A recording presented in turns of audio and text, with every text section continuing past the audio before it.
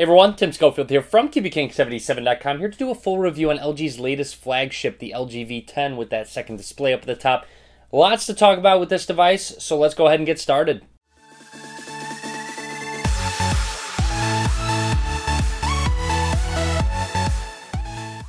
I want to start with design of the LG V10, and it is very sturdy feeling in the hand. It has a lot of weight to it. It is surrounded with stainless steel on the sides, and the back here has a removable back cover and what LG is calling Duraskin. So here's just a closer look at that Duraskin. It's a softer touch feel and does add a lot of grip to the device, and of course, since the back is removable, that means the battery is removable and the micro SD card, and there is a micro SD card slot as well. Sticking with LG's design, they have left the buttons on the back. The middle button's a power button, which also couples as a fingerprint scanner. I'll get to that in a second. You got volume up and volume down below it. I do have the camera running, so you'll see that laser autofocus working right there. You do have that camera and then LED flash. And then it just says V10 down in the corner. Now down at the bottom you have a 3.5mm headphone jack, which actually has a 32-bit hi-fi digital to analog converter. So if you have a decent set of headphones, you are going to love the sound that comes out of the headphone jack. Your charging slot, microphone, and then a speaker, which is average. Average sound quality, average volume as well, and of course it being on the bottom, you can cover it up potentially with your hand and it gets a little muffled. And then up at the top of the device you have another microphone and an IR blaster. Thank you LG for including that. I really do like having an IR blaster in my device to control my TV. And then here's just a closer look at the sides. There's no buttons or anything on the sides, just that stainless steel bar on both of them. I'm not too sure if you guys like the look of it. I'm a little indifferent. I don't think it's amazing looking, but I also don't think it's bad looking. Also important to note, LG has strayed away from that curved design that was on the LG G4, which makes it a little bit less comfortable to hold in your hand. It is completely flat on the back. And then when we move to the front of the device, down at the bottom, you just have that LG logo. Then up at the top, you have that second display. I'll get to that more in depth in a second. You have dual front-facing cameras. I'll talk about that in just a second. And then your earpiece and sensors. Now I do want to say, in the hand, this guy is a tank. It has a lot of weight to it. It is very tall as well, especially with that second display added up at the top. It does have a military standard 810G certification for shock resistance, so which is nice. If you do drop your device, you can be a little less worried that the screen's going to crack. Now with the size and weight, coupled with the back buttons, it can get a little uncomfortable to hold, especially with how tall it is, and you need to readjust your hand to get that fingerprint scanner. It's just a little uncomfortable. This bottom right corner kind of digs in if you want to kind of readjust to try and hit that fingerprint scanner. If you do have larger hands, though, I think that's not going to be a problem. You might want to go check it out in the store and put it in your hands if you have smaller ones. Now, I do want to talk about the fingerprint scanner on the back. And no, you cannot just set your finger on it and it's going to turn the display on and unlock it like the 5X or 6P. You have to physically press the power button and set your finger on it, and it's going to unlock the device. Now, when it comes to accuracy of it, it's just okay. It is not nearly as good as other ones that I've used. Because the first time I try and put my finger on it, sometimes it says cover the power key with your finger, and then you'll have to do it again. That happens a little more often. Maybe about 85% of the time it's going to say and make me do it twice. So overall, it could definitely improve on accuracy. The V10 has a 5.7-inch IPS LCD display with a 1440 by 2560 resolution, and it is really great. You will be very happy with this display. Colors look fantastic. Personal preference of mine, I prefer AMOLED over LCD. However, I still am very happy with this display. Now, you also do have that second display up at the top. You'll see I'm watching a YouTube video right now, which you can interact with while things are in full screen mode, whether I'm trying to get to specific apps, my favorites, and then also you'll notice that you do have soft buttons down at the bottom, which you can edit. I'll get to that once I talk about software. Let's get a closer look at that second display up at the top, because that's a really big deal. This is brand new, something you really haven't seen before. Now, you do have preset apps where you can customize what apps show up here. You can swipe over, you have your recent apps, so you can quickly switch between the apps that you've had open most recently. So you'll see I've had that YouTube app open, I've had the file manager open. Swiping over again, you have contacts. So if I tapped on one of the contacts, it brings up their name. You can call them and quickly send them a text message as well. No upcoming plans. You have media, so if you want to control your media, which is great to have open while playing music, because even when the screen's off, you can control it just straight from this display. Now, going into settings, you can determine if you want it on or off while the screen is on or off. So going into it, here's where the settings are. So you have app shortcuts, which you can customize. You have your recent apps, quick contacts, upcoming plans, music player, and also a signature if you want to add that. I found no purpose for a signature in the second display. But anyways, you can also readjust what position they're in. Now, going back, when the main screen is off, You have date and time, or you can have a signature. Now, to give you an idea when the display is off, you'll see it is now showing the date and time. Now, you can also swipe over, and it gives you some quick shortcuts for volume control, Wi-Fi. You have a flashlight as well, which is really great and handy. I use that all the time. And then quickly get into the camera application as well, and quickly just snap a picture. Now, I found myself using the second display the most when I actually was playing a game or doing something in full screen mode. You can quickly tap on it to check the time, see your notifications as well. I'm actually going to send myself one and watch what happens when a notification actually does come through.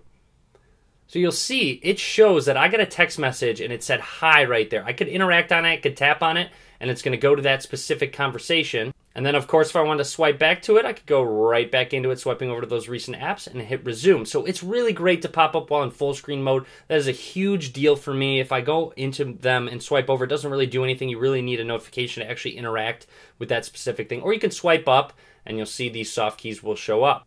Overall, the placement of the second display, I kind of wish it was down at the bottom. That might be a little more interesting and make it a little more easier to access when I'm trying to swipe through apps. I really have to readjust my hand. This is just a big enough device where you're going to probably have to use with two hands anyways, so it's really difficult to reach it with one hand and utilize that. So like I said, notifications, when those come in, that is when I use it the most. So you'll see I get another one. It doesn't bring a pop down at all. It doesn't interrupt anything you're doing on the display. The V10 is a 3,000 milliamp hour battery, which does include fast charge as well, which is great. Here's a couple screenshots of some screen on time that I got. It doesn't quite get me through the day. I average probably around 3.5 hours screen on time, which is just okay. It's pretty good.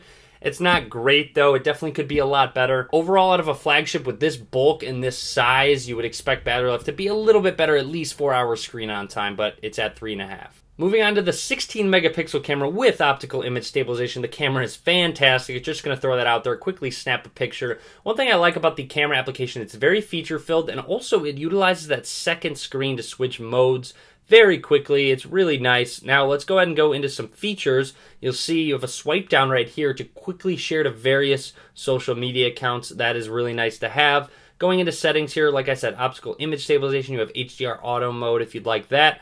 Now various modes, multi-view, I'll talk about that in a second, panorama, slow-mo, and time-lapse. Now let's go ahead and switch to the front-facing camera, and like I said, you do have dual front-facing cameras, so if we're going to go ahead and take a picture, two options. You have a wide angle, which I believe is on right now, and then a normal. So this is just like if you're trying to take a picture by yourself, and then if you have a group of friends, it utilizes that wide angle lens. Now that gets me back to multi-view, which is another view that you can take a picture with all three cameras. So here's just the normal front-facing camera, take a picture. Here's the wide angle camera, take a picture. And then here is the rear camera, take a picture. And then it's going to go ahead and use some software to assemble it all into one picture. And then that is what it ends up as. There's also some amazing manual mode features. You can change pretty much everything. You can switch it to RAW as opposed to JPEG as well, which is great. But as you can see, it even has a balancer that levels out your picture to make sure you're holding it balanced. You have white balance, you have ISO. I mean, pretty much anything you could want. It essentially turns your phone into a DSLR. And even a manual video mode. This is fantastic. I mean, it's ridiculous. You could change all of these things while recording video. You even have a mic option, which you can kind of customize if you want it towards the front or the back mic, and then also just how many decibels you want the mic to actually pick up. You have a wind noise filter as well. So if you do a lot of manual controls on video in taking pictures, this is definitely the camera for you. And when it comes to the pictures taken, there's some of the best out there. They're amazing. I mean, you cannot go wrong with this. It does a really good job taking pictures. It's a great point and shoot. It's great with all of those manual controls. I highly recommend this camera. When it comes to performance, the LG V10 has a Snapdragon 808 processor coupled with 4 gigabytes of RAM. 4 gigabytes of RAM, lots of RAM on a phone, which shows because it does not kill a lot of apps in the background, which is great if you run a lot of apps at once, do a lot of multitasking. Playing high-end games is really great. It's very smooth, no jittering at all in-game. The occasional jitter kind of just comes when you are doing even basic things, which I believe is software related. The UI over Android that LG puts on seems very bloated. I'll talk about that in a second, but you'll get it occasionally when you're trying to scroll through your recent apps list or even just kind of opening up an app. Sometimes it's very random, and it doesn't happen all the time. It's not a common occurrence, but it does happen, and I just think it's skin related. Out of the box, the LG V10 runs Android 5.1.1 Lollipop, which is a little upsetting considering Marshmallow has been out for a little bit of time now. LG did say Marshmallow will come soon, no specific date. So you still got to wait for that if you decide to buy this device. And overall, their skin over Android just isn't that great. I don't think it looks very attractive at all.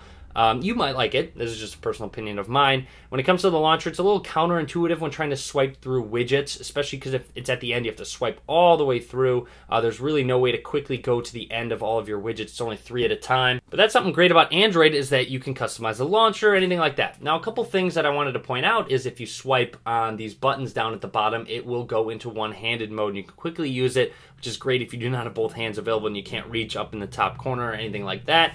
Now, another nice feature is that you can customize these buttons down at the bottom. So if I go into Settings, Display, and Home Touch buttons, you have a button combination. So you'll see I've added a drop-down button right there, which I use all the time. It's really nice to just kind of swipe it down and don't have to go all the way to the top of the screen to swipe down. You also have Q-Slide, Capture, and a dual window option, and you can rearrange the buttons as well. So going back, you can change the color of it from black to white if you would like to as well. And another great feature is hiding the home touch buttons. So if you have a specific app where you use it long term, or maybe Chrome, if you want to browse the Chrome browser and you select it, it's going to hide those soft buttons and utilize that full 5.7-inch display. Another software feature I want to show off is called Dual Window. I'm sure a lot of you are familiar with it. It's nice. LG does include it in their software where you can quickly multitask. Let's say you want to open up YouTube right there, and then we want to open up, you'll see it's limited to a certain amount of apps as well. Let's open up Relay for Reddit. So there we go. We have a couple options. So you can swipe through one, you can swipe through another. It's really easy, really quick. You can tap this middle button and kind of choose how big each screen is. You can tap on it. You can flip-flop them. You can go ahead and go into the all apps with all of those little boxes, and then you can close out of one, and then you can expand one as well. Something about the software that's very counterintuitive and annoying at times is expanding notifications when you have multiple ones. So if I swipe down from the top, you'll see it pulls down these quick widgets right here, and I have a message where I can expand it, but I can't expand it if these widgets are up. So I have to go from the top up here and swipe up to get rid of them, and then I can finally expand whatever notification I want to expand. It's really annoying to have to do that. It's just an extra step that doesn't need to be there. And then speaking of those quick widgets, there's a lot of convenient ones. I do like having them here. Definitely Quick Remote's a great one. Of course, using that IR blaster on my TV. You can edit. You can have the brightness and volume there, or you can get rid of them if you don't want to utilize too much space up at the top there. But overall, there's a lot of various options that you can add, and you can customize the position of them as well. Another software features on the back, you can add quick shortcuts to apps. If I double press the volume down button while the screen is locked, it's actually going to open up that camera application. And then if you double press volume up while the screen is locked, it's going to open up a quick memo. However, if you have a lock screen on, you're going to have to unlock the device to open up that quick memo. You do have some smart settings as well to choose what turns on and what profile for sound to have on. So if you have Bluetooth or Wi-Fi when you're at home, if you're away, and then accessories, if you have earphones plugged in, a specific app can open, or when connected to Bluetooth as well. Within settings, you do have theme options as well. So loading up, you have certain downloads. You can add specific ones. It opens up LG Smart World where you can download ones. There's free ones. I believe there's ones you can pay for as well. There's just a lot of various themes that you can customize your OS. So if you want to go to Pebble, LG Home, you download it. It shows some screenshots of what's included. You'll see it'll theme the app icons. It'll give you a new wallpaper as well. Okay, time for some final thoughts on LG's flagship, the V10. Now, when it comes down to it, the design-wise, it's too bulky for me personally. It has a lot of weight. It can get a little uncomfortable in your hand when it comes to design. Now, it's nice having that second display for notifications. That's what I find myself using it the most, the absolute most. It's too big to actually interact with things up the top, which I do sometimes when I'm using it horizontally. That is a nice addition, like I said, when gaming or doing anything in full screen mode. Now, when it comes down to it, battery life should have been better. I was hoping it was going to be better. And then, of course, that skin they put on Android, I am not personally a big fan of. It's nice having certain features such as dual window, some shortcuts that are up there as well. Those are really nice additions, but of course it can add a little stuttering here and there because of how much bloat it has. And overall, coupled with that amazing camera app, it's one of the best cameras out there. You will not go wrong with that. So if you take a lot of pictures, take a lot of videos, this one is definitely one to consider. But that's about it. So hopefully you enjoyed my review video of the LG V10. Click that thumbs up video if you did. I appreciate you guys watching. You can follow me on Facebook, Twitter, Google+. Make sure you subscribe for more. And as always, guys, thank you very much for watching.